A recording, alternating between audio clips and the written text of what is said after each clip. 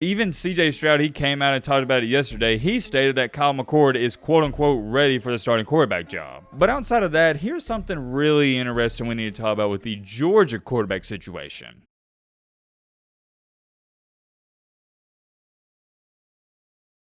So before I sat down to record this video, I was thinking to myself, I was like, dang, it's been a minute since we talked about the Georgia Bulldogs, so I looked it up, and the last time we talked about this Georgia football team, the reigning back-to-back national champs, was over 2 months ago on June 13th. Not July 13th, but June 13th. I can't believe we went over 2 months without talking about the Georgia Bulldogs whatsoever. But like I've stated multiple times on the channel, my granddad always told me growing up that sometimes no news is good news. Because a lot of times, especially in the offseason, when your team's being talked about a lot, it's for controversy. So you don't want to be talked about a lot. For Georgia, though, not too many controversies. They've just been working hard, and if you're a Georgia fan, that's what you want it to be like. You want your team to lay low, put in that work, and get ready for the season, and that's what they've been doing. Yeah, they've had some minor stuff come up here and there, but for the most part, nothing really to talk about or get worked up about. Today, though, finally, obviously, if you couldn't tell, we are breaking the streak, and we're talking about Georgia. But also in today's video, we got to talk about another top 5 team, and that is no other than the Little Bro, Ohio State. We have not one but 2 big-time updates on the quarterback battles at both of these schools. The quarterback situation, especially for your schools like Ohio State and Georgia, it's always a fascinating topic. Why is it fascinating? Why do people talk about it so much? Because you need a great quarterback to win a championship.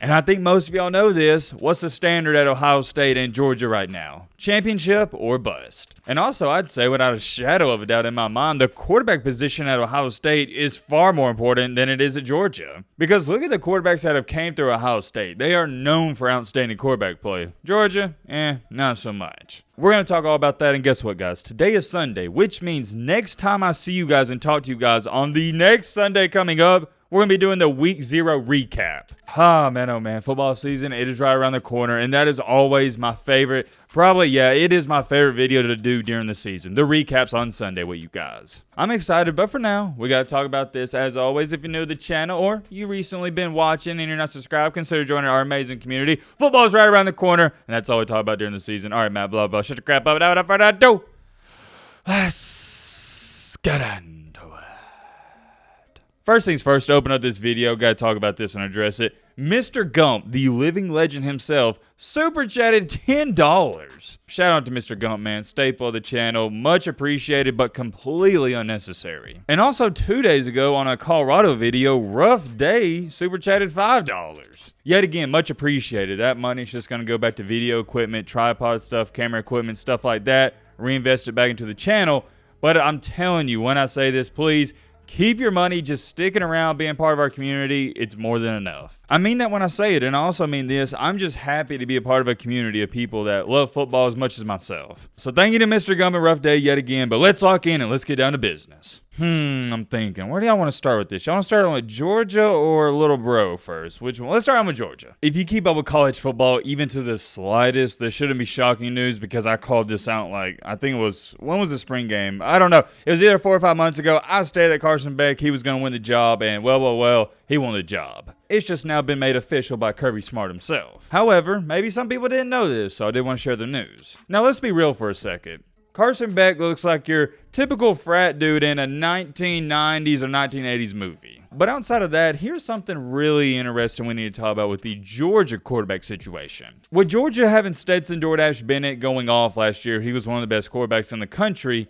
What is the new expectation or expectations for a Georgia quarterback? Because before last year, the expectations, at least in my humble opinion, weren't too high. The Georgia quarterback for the past several years has been a game manager at best. That's all they've ever been, but last year we saw it in the big-time games. Stetson DoorDash Bennett, he can make some big-time throws, and they counted on him. And I would say, going off of what I saw last year, and if I was a Georgia fan, this is how I would feel, DoorDash Bennett raises the bar. I don't think it's just good enough to be a game manager. You got to take over some games when they need you to. And I'll tell you this much, I am extremely, and I mean extremely confident in Carson Beck. I know it was a spring game and it doesn't matter in the grand scheme of things, but that dude looked unreal. He wound up finishing the spring game something like 18 for 22 with a couple of touchdowns. He looked like a quarterback that's been playing college football for at least 2 or 3 years. Granted, he may go out there week 1 and week 2 and look like the worst quarterback I've ever seen, but going off of the spring game, it looked good. And also, a lot of people that know Carson Beck and have been keeping up with in the past several years, they've been hyping him up and saying, oh yeah, this is going to be one of the best quarterbacks Georgia's ever had. I don't know about all of that. I guess we'll have to wait and see. But here's what I will say. If I was a Georgia fan, I'd be feeling pretty dang good. And I know the argument everybody's going to say, well, Matt, why are you so confident in Carson Beck? He hasn't even started a football game. He hasn't even played much. And yeah, you're right, but you also got to take into account a lot of these backup quarterbacks that play for teams like Ohio State, Alabama, and Georgia.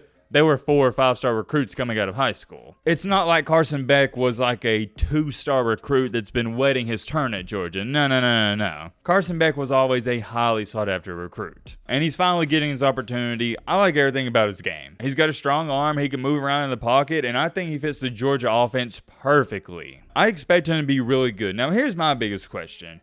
I wonder how much they're going to let him throw the ball. Because we all know with Bennett, even early on last year, they were hesitant to open up the offense. I think with Carson Beck, you're going to see a similar situation. He's going to have to gain the trust of the offensive coordinators and the staff. You start hitting a couple big-time throws, we'll open up the playbook a little more. But if we design a big pass play for you and you start throwing interceptions like Bennett did, we're going to have to close up that playbook and you're going to hand off the rock. And remember, they have a pretty dang good backup that's sitting behind him waiting his turn as well, and he goes by the name of Brock Vandagriff. Keep your eyes on that. There's the newest new updates. Now let's talk about Little Bro State. It has been narrowed down to 2 young men, Devin Brown and Kyle McCord. I've been talking to people the past couple of days, and depending who you talk to, I've talked to probably I'd say 8 or 9 people. And I've had about half of the people say, I think Kyle McCord's going to win the job, and I've had other half say, I think Devin Brown's going to win the job. From everything I've heard and all the information I've gathered and research I've done myself, I'm leaning more towards Devin Brown.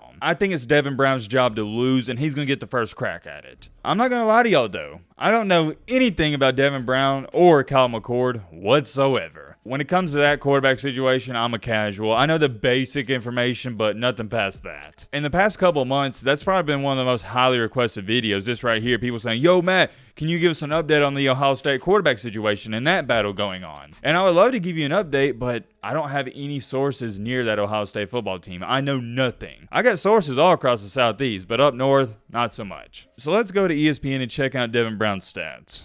Okay, he was a sophomore, 6'3", 215 pounds. Yeah, he hasn't even played a single bit. Let's check out Kyle McCord's stats. Kyle McCord is a junior, so I guess he's older than Devin Brown. He's 6'3", about 215, and he played in 1 game last year, or he had a total 190 yards, 1 touchdown. Man, I know this is random, but I am craving a chocolate chip cookie. But anyways, like I was saying, even CJ Stroud, he came out and talked about it yesterday. He stated that Kyle McCord is quote-unquote ready for the starting quarterback job. But most people that cover this stuff, 24/7 Sports, I'll show you right here, they think Devin Brown, he's going to win the job. Here's my take on the situation, and it's very similar to the Alabama quarterback situation I talked about a few days ago. It doesn't matter who starts week 1, because both these guys are going to get a chance and opportunity. It's not like Devin Brown's going to start and Kyle McCord's not going to get to prove himself whatsoever. It's going to be a similar situation with the Alabama quarterbacks, but Alabama has 3 battling for 1 spot and Ohio State has 2. Both of these young men for Ohio State, they are going to get a crack at it. And whoever performs better in the games, and I'm not talking about practice, fall scrimmages, none of that, whoever does better in the games will be the starter. And it's the same thing I've stated with Alabama.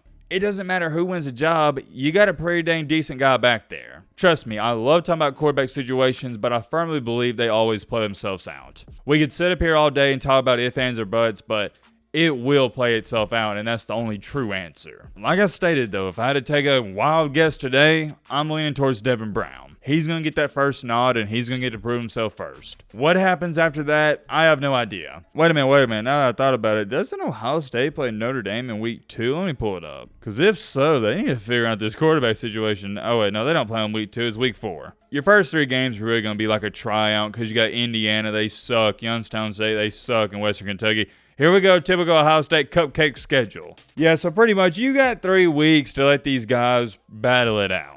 Me personally, if I was an Ohio State fan, I wouldn't be too worried. That's just me, though. Hey, if you are worried, I understand it. That's all there is to it. Don't want to overcomplicate this situation, but did want to give you guys a short and brief update. Let me know your thoughts down below. But,